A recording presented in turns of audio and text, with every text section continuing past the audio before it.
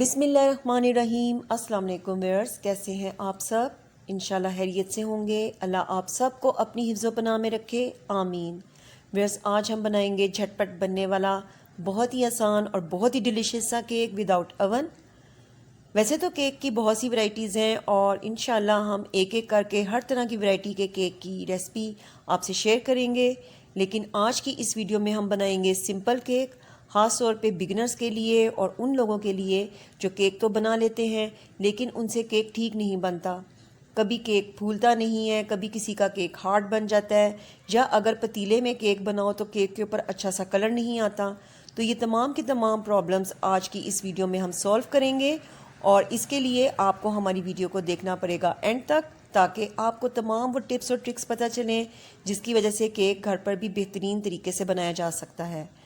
और इससे पहले कि मैं वीडियो शुरू करूं, मेरा एक पैगाम है उन तमाम व्यूअर्स के लिए जिन्होंने अभी तक मेरा चैनल सब्सक्राइब नहीं किया कि वो भी हमारे चैनल को सब्सक्राइब कर दें।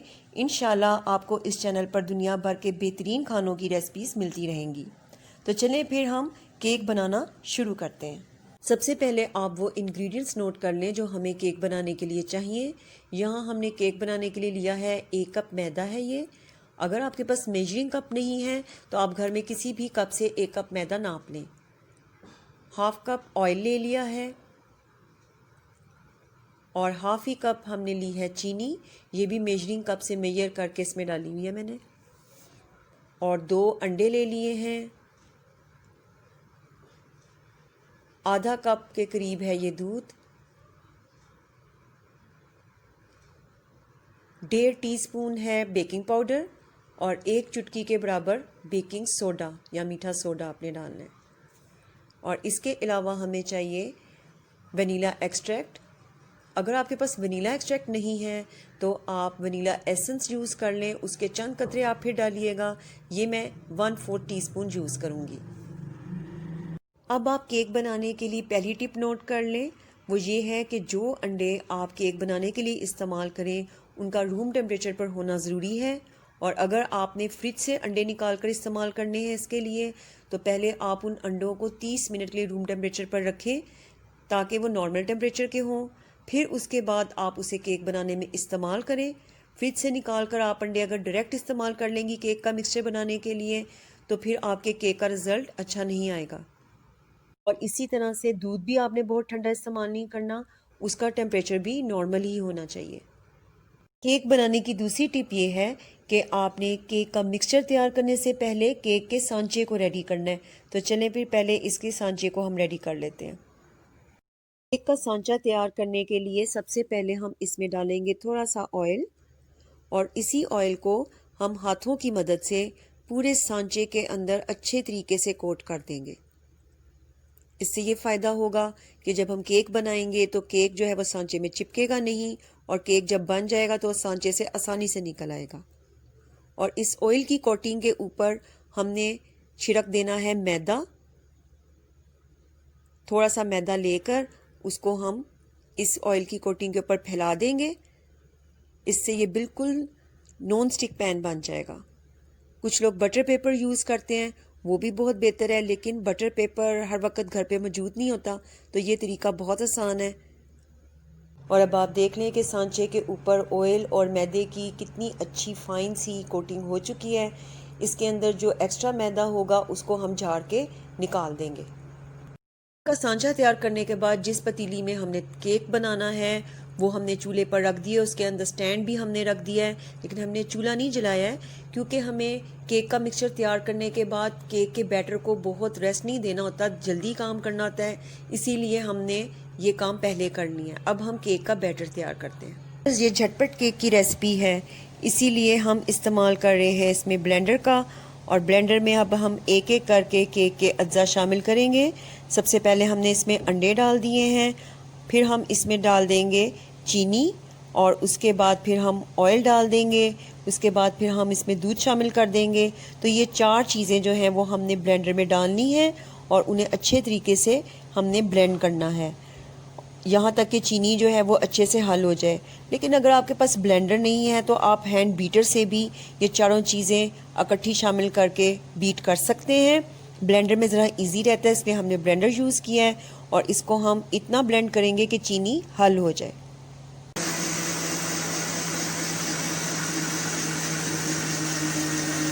केक का मिक्सचर बिल्कुल तैयार हो चुका है। अब हम इसको किसी खुले बर्तन में निकाल लेते हैं और आपने अच्छे तरीके से ब्लेंडर में से तमाम मिक्सचर जो है वो बर्तन में डाल लेना है।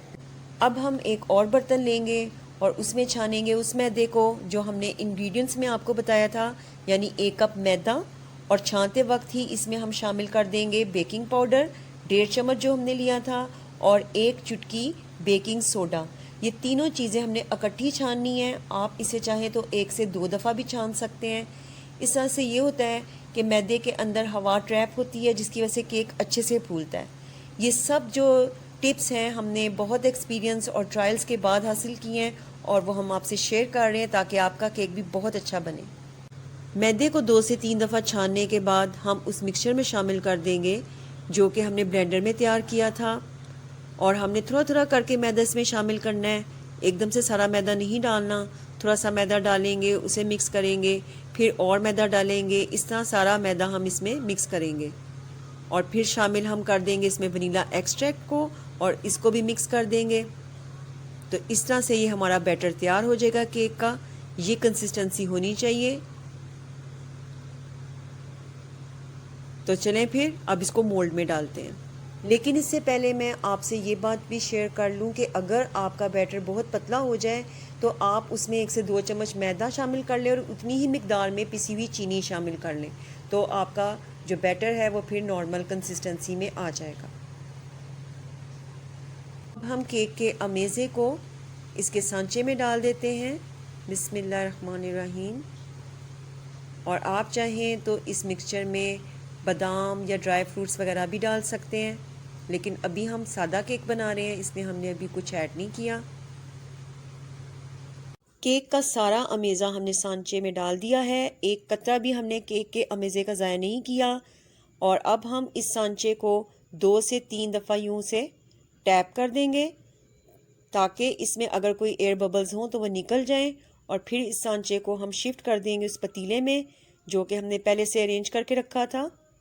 और फिर हम आग भी जला लेंगे पतीले के नीचे, और शुरू में हमने 5 मिनट के लिए फ्लेम को हाई पे रखना है और 5 मिनट के बाद हम फ्लेम को मीडियम पे कर देंगे और फिर 15 मिनट के बाद हम केक को चेक करेंगे। 15 मिनट से पहले हमने इस पतीले का ढक्कन नहीं उठाना। 15 मिनट बाद हम केक को चेक कर लेते हैं ढक्कन उठाकर।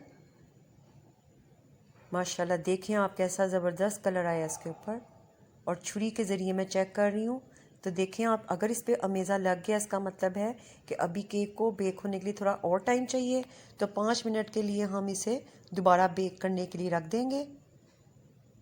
5 मिनट बाद अब हम दोबारा चेक कर लेते हैं। अब देखते हैं इसमें छुरी डालकर, ये देखें बिल्कुल क्लीन है ये, इसका मतलब है केक बिल्कुल रेडी है। तो अब हम इसको ठंडा होने पर सांचे से निकाल लेंगे। जी व्यूअर्स, तो हमने केक को ठंडा होने के बाद सांचे से निकाल लिया है और आप इसको बैक से भी चेक कर लें कि ये बिल्कुल भी नहीं जला और कितना अच्छा इसका कलर आया है बग़ैर अवन के भी। तो अब हम इसके ऊपर थोड़ी सी आइसिंग कर देंगे चॉकलेट की। और लेकिन इस वक्त भी आपने एक बात ज़हन में रखनी है कि जब भी आपने केक के ऊपर कुछ लगाना है तो जब तक केक ठंडा ना हो जाए उसके ऊपर कुछ ना लगाएं, वरना केक टूट जाता है। तो अब मैं वो कुछ मीठा हो जाए वाली चॉकलेट है ना, उसमें थोड़ा सा दूध शामिल करूँगी और उसे माइक्रोवेव में मेल्ट करके इसके ऊपर लगा लूँगी। जी व्यूअर्स, केक हमने रेडी कर लिया है और हमने चॉकलेट के ऊपर थोड़े से वॉलनट्स भी गार्निश कर दिए हैं, इससे इसकी लुक और बेहतरीन हो गई है। माशाल्लाह से केक बेहतरीन बना है। आई होप कि आज की वीडियो भी आपको बहुत पसंद आई होगी और आपके लिए बहुत हेल्पफुल रही होगी। आप भी इसी तरीके से घर में केक बनाएं, इंशाल्लाह बेहतरीन केक बनेगा। तो अब मैं आपसे लूँगी इजाज़त, इस दुआ के साथ कि अल्लाह आप सबको खुश रखे और इस उम्मीद के साथ कि आप मेरी वीडियो को लाइक करेंगे, इसे शेयर करेंगे, इस पर अच्छे कमेंट्स देंगे और मेरे चैनल को सब्सक्राइब करेंगे। अब मैं जाते जाते केक को काट के भी दिखाती हूँ आपको।